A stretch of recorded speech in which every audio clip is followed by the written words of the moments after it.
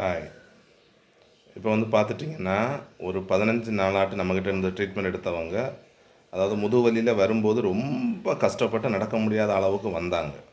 இப்போ வந்து பார்த்திங்கன்னா, அவங்களுக்கு ஃபுல்லாக மேக்ஸிமம் வலி சரியாயிடுச்சு. ஒரு 10% வலி தான் இருக்குன்னு வச்சுக்கோங்களேன்.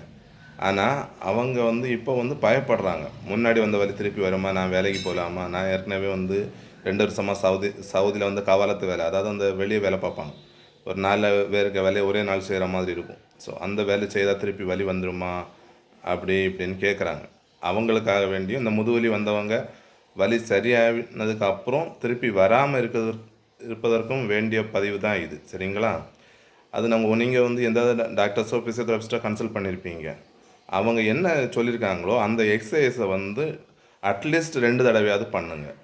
காலையில் ஒரு தடவை, சாயங்காலம் ஒரு தடவை. இதை நீங்கள் பண்ணும்போதே இந்த பிரச்சனை வந்து திருப்பி வராமல் பார்த்துக்கலாம். ஓகேவா?